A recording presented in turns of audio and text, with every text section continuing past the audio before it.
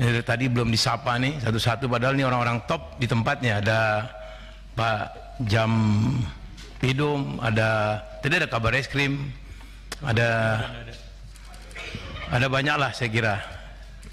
Terima kasih untuk datang di Komisi 3 rapat bersama-sama dengan kami. Ada Kepala PPATK juga. Pak Mahfud saya lihat sudah ganti baju dan mudah-mudahan dengan pakai batik bisa lebih rileks. Ya, karena memang rapat ini perlu kepala dingin untuk menyelesaikannya. Saya kira dari tadi kita sudah mendengar beberapa teman-teman yang menyampaikan pendapat, tidak ada satupun yang memposisikan pemerintah tidak equal dengan DPR. Saya kira itu yang pertama poinnya. Jadi kita memang equal ada di sini untuk membicarakan apa yang menjadi tema rapat kita pada hari ini. Saya tidak akan lari kemana-mana. Ini soal kontroversi 349 triliun. Saya kira penjelasan Pak Mahfud tadi tegas, terang benderang bahwa 349 itu terjadi di Kementerian Keuangan. Ada 3 klaster, ada kurang lebih 35 triliun yang langsung bersentuhan dengan pegawai Kementerian Keuangan, kemudian ada 50 triliun yang terkait dengan pegawai Kementerian Keuangan dan pihak ketiga, sementara yang 200 triliun lebihnya itu menyangkut kewenangan. Jadi tentu yang kewenangan ini lebih besar karena ini menyangkut kewenangan dari 2 direktorat jenderal yang ada di Kementerian Keuangan, yaitu Direktorat Jenderal Bea Cukai dan Direktorat Jenderal Pajak. Nah, paling tidak setelah penjelasan Pak Mahfud, sekarang kita termasuk publik dihidangkan 2 fakta atau 2 penjelasan yang saling berbeda dari Pak Mahfud dalam kapasitas sebagai Ketua Komite TPPU dan Ibu Sri Mulyani dalam kapasitas sebagai Menteri Keuangan. Sebenarnya yang kita pahami, Bu Sri Mulyani beberapa hari yang lalu melakukan rapat dengan Komisi 11 dan menyampaikan semacam counter atau penjelasan balik dari apa yang disampaikan Pak Mahfud sebelumnya. Kita memahami walaupun tidak secara utuh, tapi paling tidak ada perbedaan yang begitu besar terhadap angka yang disampaikan Pak Mahfud dan angka yang disampaikan Ibu Sri Mulyani. Ada perbedaan yang sangat besar dan saya kira ini juga perlu perlu dijelaskan lebih lanjut oleh Pak Mahfud dalam kapasitas sebagai Ketua Komite TPPU. Tadi sudah dijelaskan, tetapi saya kira perlu penjelasan yang lebih mendalam terkait dengan soal ini. Kalau misalnya saya dihadapkan atau didaulat untuk memilih keterangan mana yang lebih valid dari 2 keterangan pejabat tinggi di Republik ini, saya kira saya berpegang pada keterangan yang disampaikan oleh Pak Mahfud. Kenapa? Karena memang keterangan yang disampaikan Pak Mahfud langsung kita bisa saksikan didukung oleh pimpinan PPATK yang merupakan pejabat dari lembaga yang paling kompeten untuk menentukan soal-soal ini. Sebagaimana undang-undang menyatakan bahwa PPATK memiliki kewenangan untuk menelisik indikasi terjadinya tindak pidana pencucian uang. Jadi saya kira kalau kita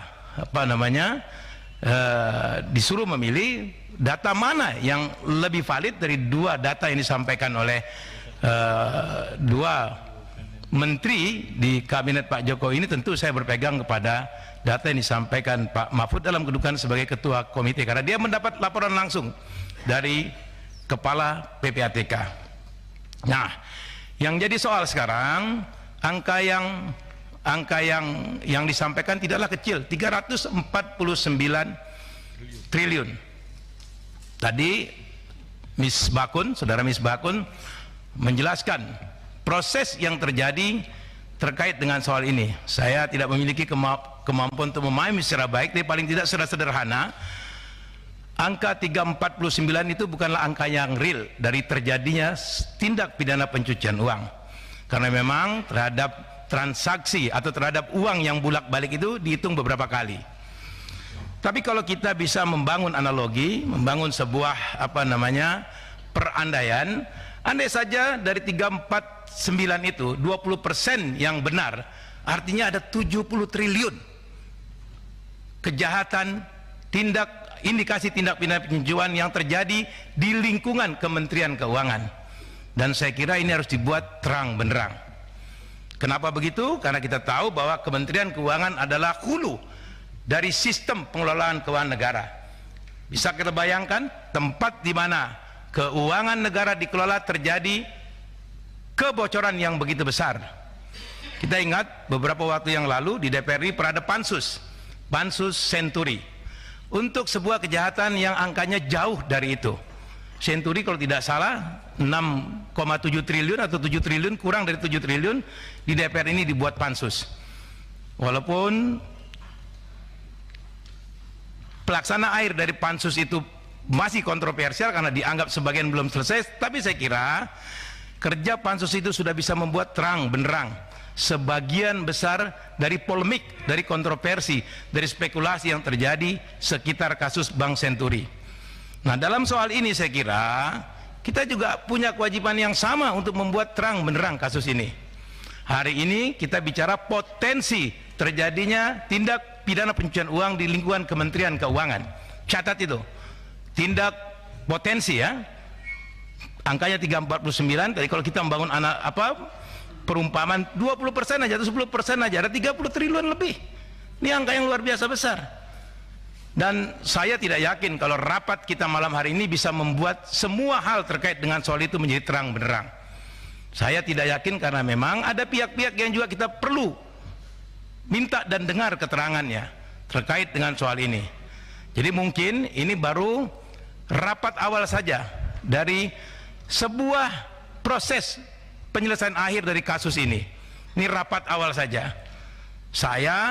Sekali lagi saya yakin ini tidak bisa kita selesaikan malam ini. Saya mendorong agar ini selesaikan lewat pansus atau angket atau apapun lah namanya yang bisa memberikan DPR untuk melihat lebih dalam persoalan ini. Jadi ini Pak pimpinan tolong nanti dimasukkan ke dalam kesimpulan kalau bisa ya, bahwa ini harus kita buat terang benderang. Hari ini kita bicara tentang potensi tindak pidana pencucian uang yang terjadi di Kementerian Keuangan. Setelah ini berdasarkan laporan PPATK ada juga indikasi tindak pidana pencucian uang yang terjadi di tempat lain yang TPA-nya sudah terang benderang. Misalnya dari perjudian, dalam laporan kemarin ada 81 triliun. Ini juga sebuah angka yang nggak kecil dan saya kira juga kita harus bersikap yang sama terhadap soal ini. Jangan kita pilih-pilih mana yang bisa, mana yang tidak. Saya kira semuanya saja. Saya yakin, saya tidak pernah ragu dengan niat Pak Mahfud untuk membuat negeri ini paling tidak keluar dari situasi seperti sekarang ini. Saya mencermati pernyataan Pak Mahfud yang mengatakan bahwa menoleh di kemana saja kita melihat korupsi, dan itu yang benar. Itu memang benar. Kita seolah-olah tidak berdaya terhadap kejahatan itu. Saya kalau tadi teman-teman mempersoalkan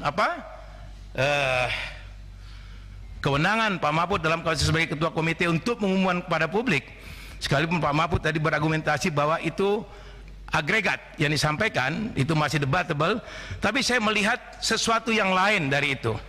Saya sesungguhnya melihat bahwa apa yang disampaikan Pak Mahfud itu merupakan refleksi dari keputusasaan beliau pada proses penegakan hukum di negeri ini.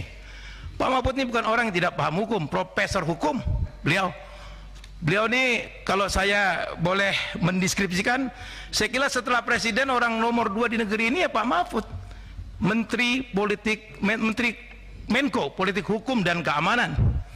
Ini Menteri Koordinator Politik Hukum dan Keamanan, ini kekuasaannya besar sekali. Ya, tidak ada lagi menteri yang punya kekuasaan mengkoordinir semua kekuatan negara di bawah satu tangan kecuali di tangan Pak Mahfud ini. Saya kira setelah Pak Jokowi di negeri ini the second man adalah Pak Mahfud. Ditambah lagi dengan posisi beliau sebagai ketua komite TPPU. Coba lihat anggota TPPU di luar kementerian yang berkoordinasi di bawah Menko Polhukam, masuk juga di sini Menteri Keuangan, Menteri Dalam Negeri. kemudian Menteri Koperasi dan Menteri Perdagangan. Saya kira Pak Mahfud ini orang yang tepat untuk kita ajak berdiskusi soal-soal penegakan hukum terkait dengan pemberantasan korupsi. Dan saya kira sekali lagi saya tidak pernah ragu dengan niat Pak Mahfud untuk itu. Cuman kadang-kadang caranya saja yang dirasakan kurang pas. Itu. Saya kira ke depan ini koreksi kita bersama. Mudah-mudahan apa yang menjadi niat Pak Mahfud dan menjadi keinginan kami di Komisi 3 bisa sejalan. Yakinlah bahwa kami di Komisi 3 sepanjang itu memang untuk tujuan-tujuan perbaikan negeri ini kita support penuh Pak Mahfud. Tetapi sebaliknya, kalau semua yang dilakukan untuk tujuan-tujuan politik sesaat misalnya, ya rasanya kami juga tidak takut untuk menghadapinya. Saya kira itu Pak Mahfud dan teman-teman. Terima kasih. Assalamualaikum warahmatullahi wabarakatuh. Terima kasih sudah nonton. Jangan lupa like, subscribe, dan share ya.